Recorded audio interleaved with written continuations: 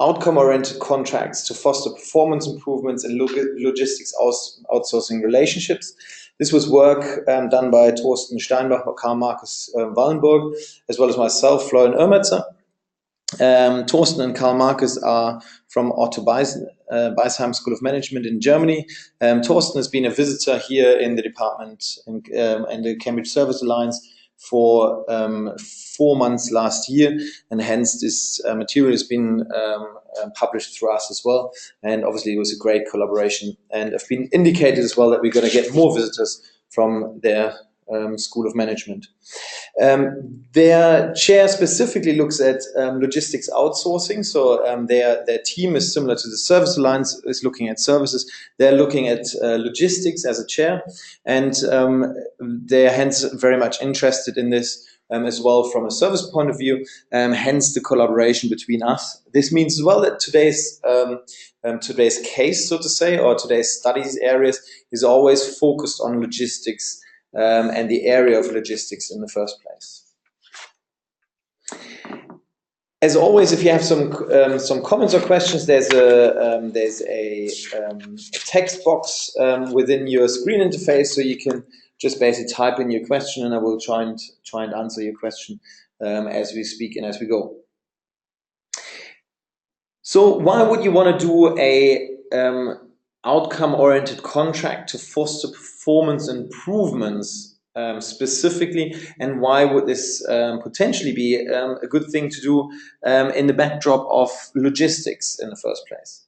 And there's obviously, within the logistics area of research, there's a lot of studies going on in general, but process outsourcing to a dedicated service provider has obviously been something over the last couple of years which has been used quite widely in industry, as well, for example, in the IT industry, where companies have outsourced their IT departments to be able to focus on their core capability, on their core processes, and hence to give processes which they consider themselves not to be extremely good in, like, for example, IT management or then logistics management, to give those to external partners. The logical problems with that are that obviously there's supposed to be an alignment of interest, and there's supposed to be an improvement of performance, and obviously as well there's by choosing in this case a logistics provider as a firm centrally, you would be wanting to use this logistics provider as a specialist in the area of logistics, hence to in a way mine their ability to provide exceptionally good logistics to you, potentially between you and your customers, or then between you and your customers, or then obviously within your wider supply chain in the first place. So what you would want to do is, if you're choosing to do an outcome-oriented contract to manage the relationship and to manage the value exchange, then you would want to actually align the interests and foster or even support this growth and this thrive for improvement of your service provider, who's the specialist, who by actually outsourcing in itself, you've actually already stated that you're not very much interested or you're not very much able to provide the best outcomes. So of course one aspect is to financially incentivize to make improvement suggestions and to change processes to meet better customer needs. And customers in this case, maybe you or then your customer in the first place.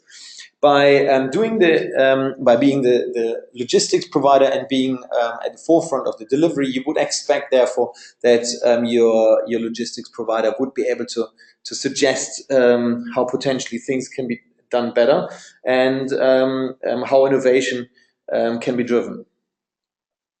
So what we've therefore pretty much asked was we kind of thought about this, and we asked the questions: how do intercompany bonus and penalty payments influence the proactive improvement by such logistics service providers?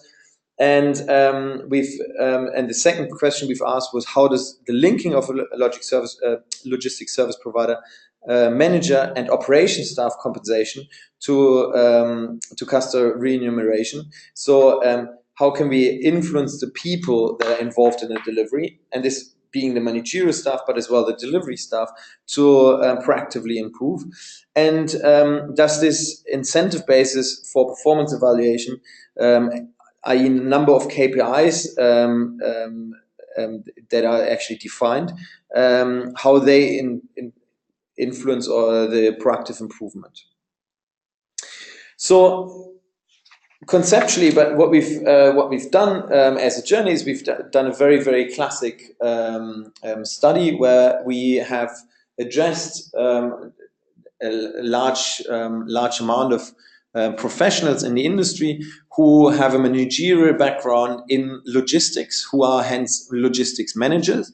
And we've basically grouped these studies in a relatively complex interview, which people could be filling out online and giving this information to the researchers. So hence, when seeing this information that I'm going to present and go through in a moment, we have to understand that, first of all, the people that were asked for their opinion were logistic service providers in the first place. And then secondly, they're obviously managers in this area as well. So, and we're going to get to a little bit of bias or potential bias in there in the first place. From the perspective of from the customers, the proactive improvement behavior of the provider is extremely valuable, of course. So if we get an improvement by this logistics service provider as a customer, then we can of course increase the quality of our business, potentially gain more revenues, keep more customers, and all the separate knock-on effect. So this is realistically for two main reasons: result of the limited experience of the customer, hence myself. I'm not really the specialist to identify how to optimally run this logistics solution in the first place. And then the second one is, of course, the operational processes may be actually very hidden from me. Hence, as a customer of the logistics service provider, I may actually not have access to the detailed service processes that this service provider is actually offering to me. Hence, to actually better these processes may be a problem as well. So what has been identified as a potential solution to that is the outcome-oriented contract and the contractual approach.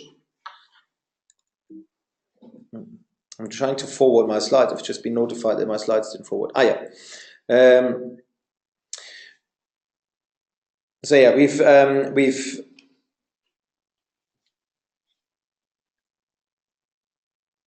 exactly, we've pretty much been there. I've tried to forward the slides, but for some reason this didn't happen.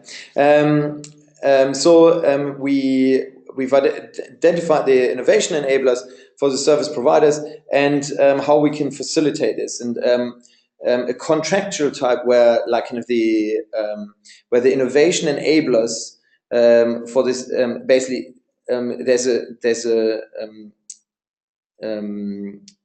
an autonomy being given to the service provider, to the logistics service provider, that allows them to innovate their daily operations activities and rewards them that results that will lead to an increased performance will be shared with them, or will be increasing as well their profits, and not only the profits of their customers. This, of course, in another area, basically increases the proximity and the exchange between the two organizations, which will lead potentially to an increased innovation in the first place. Hence, for both parties to better understand each other's process will lead to, or is likely to lead to, an increased or better service provision in the first place. Of course, there's negatives as well. First of all, mentioned is that the service provider has an autonomy, and hence he has to obviously still agree or deliver the outcomes as needed. But then as well, outcome-oriented contracts may stifle the overachievement once the provider reaches a maximum of potential customers, or then a certain maximum of the performance in the first place.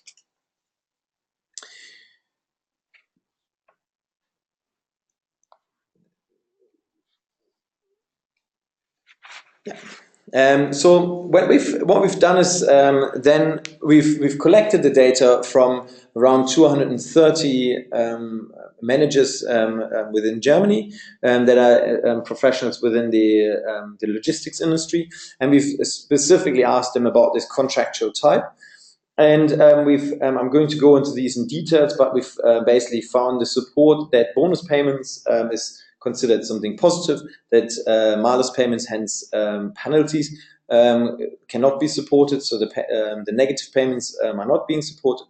Linking to manager compensation is seen as positive as well. The linkage to operations staff is not being fully supported, and is not seen as something which is productive. And to have a larger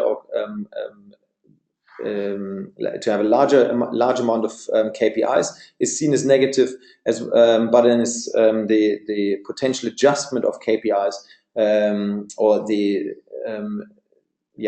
an opportunity to adjust their KPIs to increase productivity or to increase focus on productivity throughout the contract period is seen as something positive.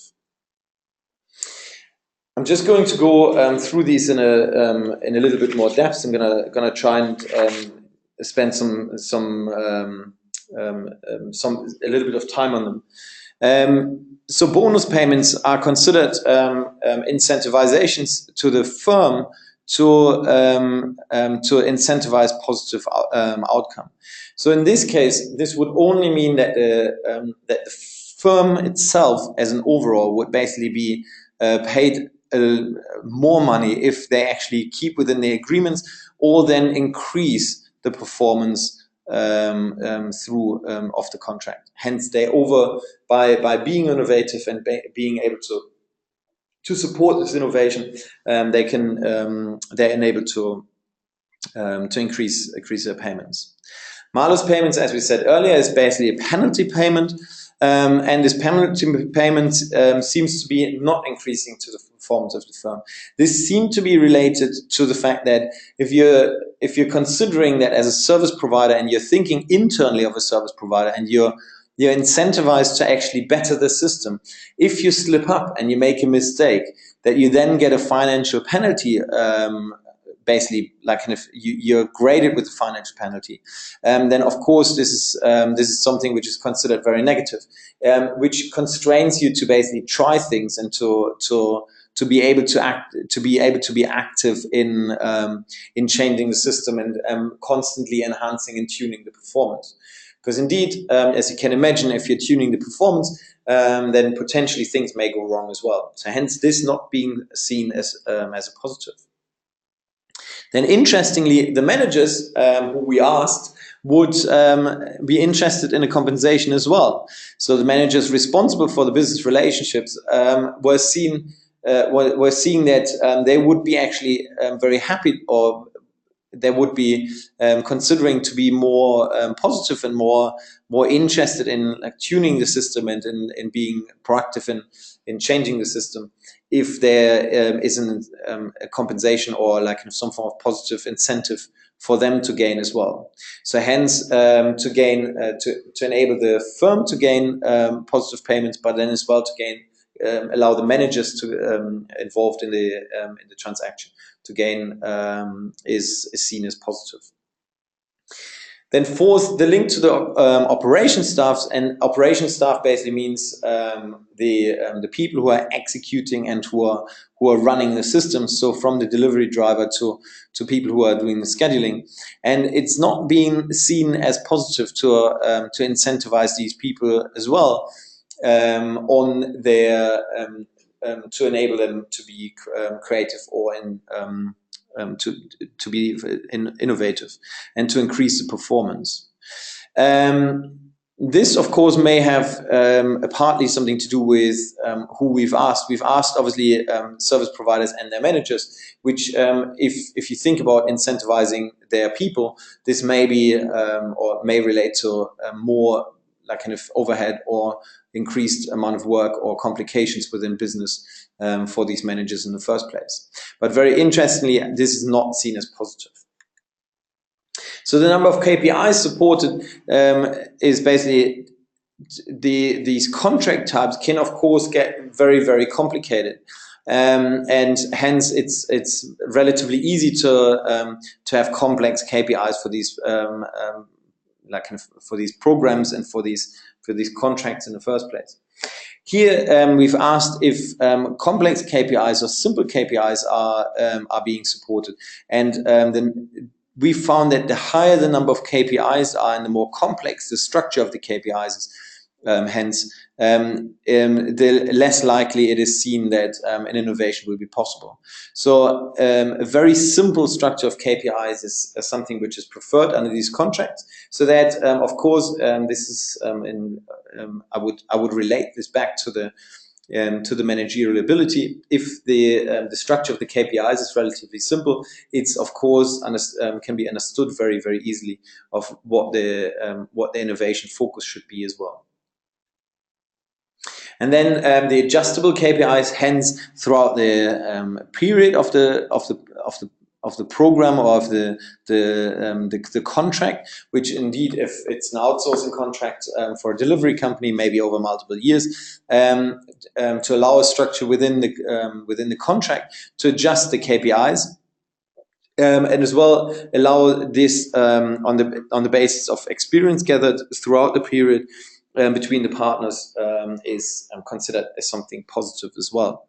So hence that if both sides agree that innovation, like kind of after maybe a third or halfway through the contract, is being made possible by the parties, and change is possible to be implemented. So as a summary, and I'm of course coming up to my 20 minutes that I have in the first place, performance-based contracts can be used to incentivize innovation and improvement as well as performance. And this is interesting as well, of course, for the service alliance, even that this work has been done with a backdrop of only the logistics industry. This is interesting to see, and as well to be applied in or to be further investigated in service contracts around the general service structures. Negative, hence malus payments, are considered not to be useful and not to be working, which is interesting as well, because obviously in services we often talk about penalizing or having negative outcomes if a certain delivery time or if a certain delivery structure was not actually met. And of course, in certain situations, this may be a positive, but there may be a warning sign in there as well to kind of keep this to a minimum, or to be very much aware of these structures. And this is, of course, as well under with the understanding of managers being involved and these penalties as well being brought to people. Then the performance metric system could, if it's very complex, it's considered as negative. Hence, it should ensure that the goals of the contract or of the service delivery are simply but very effectively reflected within the KPIs. So hence, it is possible to actually understand the performance, and then as well to understand how this performance has gotten better over time, or then if it gotten worse over time.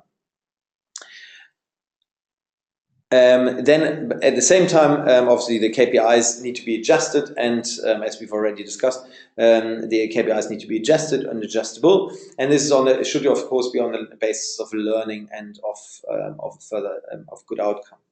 Outcome-oriented contracts can increase the proactive improvement of behavior as an overall statement by the service providers when they designed and implemented effectively.